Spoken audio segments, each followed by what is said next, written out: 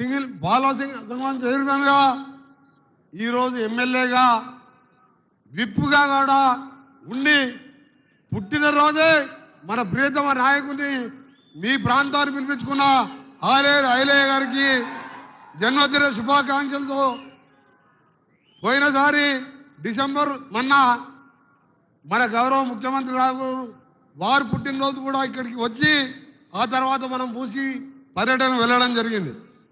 ఈరోజు మళ్ళా దాదాపు 1000 కోట్ల పైన అభివృద్ధి కార్యక్రమాలను శంకుస్థాపనతో పాటు మీ అందరినీ ఈరోజు ఇక్కడ కలుసుకోవడం, ఇక్కడ మాజీ పార్లమెంట్ సభ్యునిగా మీరందరూ నాతో పాటు ఆ రోజు రాజగోపాల్ రెడ్డి గారిని మన చామల కిరణ్ కుమార్ రెడ్డి గారిని కష్టపడి గెలిపించిన మా తమ్ముళ్లకు, అక్కలకు, చెల్లెళ్లకు, నాయకులకు బాధాభివందనాలు చేసుకుంటూ వేదికమైన నాయకులు ఇప్పుడే ఐలయ్య గారు అందరు పేరు చెప్పిను, పథకాల గురించి ఐలయ్య గారు కూడా చెప్పిను. మిగిలిన విషయాలన్నీ కూడా ఎవరు చెప్పాలి? మన రాష్ట్ర రథసారథి గౌరవ ముఖ్యమంత్రి గారు చెప్పాలి. కాబట్టి నేను ఎక్కువ మాట్లాడకుండా మీ అందరికి కూడా ఒకటే మాటిస్తున్నాం. ఆ రోజు నన్ను గెలిపించిండ్రు, ఒక్క పైసా ఖర్చు పెట్టకుండా మీరే జేబులోకి వెళ్ళి మంచికి 100 రూపాయలు వేసుకొని ఎంపీగా గెలిపించాం.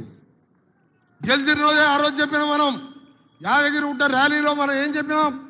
నెక్స్ట్ టైం ఎమ్మెల్యేగా ఐలయ్య గారిని 50,000 మెజార్టీతో గెలిపించాలని ఆ రోజు పిలిపిస్తే ఒక 137 ఓట్లు మాత్రమే తక్కువ వచ్చినాయి.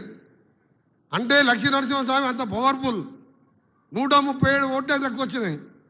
ఆ విధంగా కష్టపడ్డ నాయకులు మీ అందరికీ కూడా అండగా ఉంటామని, ఈ ప్రాంతాన్ని అభివృద్ధి చేస్తామని, ఎంపీగా ఉన్నప్పుడు 100 కోట్లు పెట్టి జీడికల్ ఫ్లైఓవర్ కానీ, వంకంపల్లి ఫ్లైఓవర్ కానీ, ఇక్కడ ఏ కార్యక్రమం ఉన్న పిఎంజేఎస్ఓతో కానీ దాదాపు 200 సార్లు ఎంపీగా నేను రావడం జరిగింది మీ దగ్గరికి.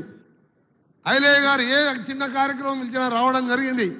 ఏ ఇంట్లో సంతోషం ఉన్నా, ఏ ఇంట్లో బాధ ఉన్నా ప్రతి కుటుంబంలో మీలో ఉన్నాం. అందుకనే నాయకులు అందరూ కూడా ఉన్నారు. నేను ఒకటే మీ అందరికీ మాటిస్తున్నాను, తప్పకుండా చెప్పిన కార్యక్రమాలు, చెప్పని కార్యక్రమాలు మన ముఖ్యమంత్రి గారు, సివిల్ సప్లై శాఖ మంత్రి, మన జిల్లా వాస్తవ్యులు, నీటిపారుదల మీద మనం మేనిఫెస్టోలో సన్నబిసి ఏమిస్తామని చెప్పలే.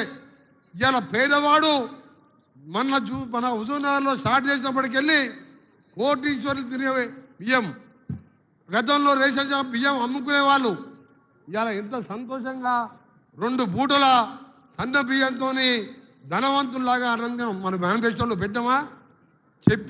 చెప్పని ప్రతి కార్యక్రమం అందుబాటులో ఉండి చేస్తామని మీ అందరికి కూడా మాటిస్తూ, గంధంవల్ల రిజర్వాయరే కాదు మీ అందరికి ఒక విషయం చెప్పాలి. మనకి ఎక్కడ బోర్ వేసినా మూసినే పడతాయి. 500 ఫీట్లు వేస్తే నీళ్ళు పడవు, కానీ వాసన మాత్రం మూసి వాసన వస్తుంది. మనం ప్రభుత్వం రాకముందే చెప్పినాం, ఏ ఊర్లో కూడా మిషన్ భగీరథ పైప్ లైన్ ఏమేయలే. నేను వెంటనే మన సీతక్క గారికి చెప్పినాం. ఆ తర్వాత గౌరవ ముఖ్యమంత్రి గారు చెప్పగానే 210 కోట్లు శాంక్షన్ చేయడం, నేను సీతక్క గారు వచ్చి మన యాదగిరిగుట్ట స్వామివారి పాదాల దగ్గర శంకుస్థాపన చేసినాం. 60% పనులు కూడా అయిపోయినాయి. వచ్చే 3 నెలల్లో ప్రతి ఇంటిని కూడా మంచినీళ్ళు ఇస్తామని గెలిచిన 2 నెలల్లో 210 కోట్లు తెచ్చుకుంటూ ఈ ఐలయ్య గురించి చెప్పాలంటే చాలా టైం పడుతుంది.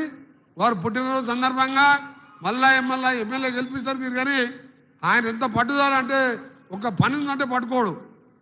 మొన్న కాలువలు సగం వదిలిపెట్టిపోతే రాత్రి 11 గంటలకు నన్ను పెద్దలు తుమ్మల నాగేశ్వరరావు గారిని తీసుకుపోయి ఓ కెనాల్ దగ్గర నీళ్ళు వదిలిపెట్టించిండు. 2 మిషన్లు కిరాయి తీసుకొని 90 లక్షలు సొంత పైసలు ఖర్చు పెట్టుకొని 90 గ్రామాలకు ఈసారి పంటలు ఎండిపోకుండా నీళ్ళు అందించిండు. కరోనా సమయంలో నేను చూసా. కరోనా సమయంలో నేను కూడా వచ్చేవాడిని. ఐలయ్య గారు ప్రతిరోజు ప్రతి తండాలో కరోనా బాధితులు తన వంతుగా సాయం చేస్తున్నాడు.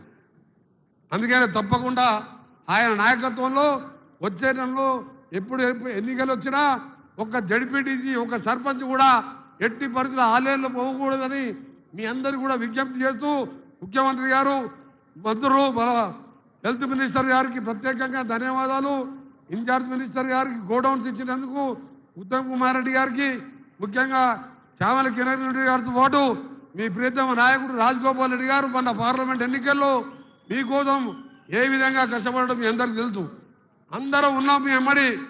ఈ ప్రభుత్వం ఈ 5 ఏళ్ళే కాదు, వచ్చే 5 ఏళ్ళు కూడా ఉంటాం మనం. అందుకనే మనం ఒకటే చెప్తున్నాం, మనం చెప్పిందే చేస్తాం తప్ప మోసం చేయం. దళితుని ముఖ్యమంత్రి చేస్తా, లేకపోతే తల తీసేసుకుంటా, 3 ఎకరాలు ఇస్తా అని దరిద్రం మాటలు మాట్లాడం. మనం చేసేదే చెప్తాం. మంచి నీళ్ళు ఇయ్యలే. యాదగిరిగుట్టకు 100 సార్లు వచ్చినావు, 100 సార్లు వచ్చినావు. నీళ్ళు ఇవ్వాలని ఆలోచన ఉందా? ఇవాళ యాదగిరిగుట్ట మున్సిపాలిటీలో ఇల్లు కూలగొట్టావు. ఒక్క ఇళ్ళన్నా కట్టించినవా? ఒక్క డ్రైనేజ్ కట్టించినవా? దానికి కూడా మున్సిపాలిటీకి కూడా నిధులు ఇప్పిస్తాం. మొత్తం కట్టిన ఇల్లు ఎంతంటే ఆలేరు కాన్స్టిట్యూన్సీలో 100 ఇల్లు. అందులో ఎమ్మెల్యే గారి ఊరిలో 44. ఆ 44 ఇప్పటికి అట్టే ఉన్నాయి. వర్షాకాలం వస్తే అది చెరువు అవుతుంది, వర్షాకాలం రానప్పుడు బారులు అవుతుంది. అది అట్టే మిగిలిపోయినాయి. 100 ఇల్లు కూడా కట్టలే ఆలేరు కాన్స్టిట్యూన్సీలో.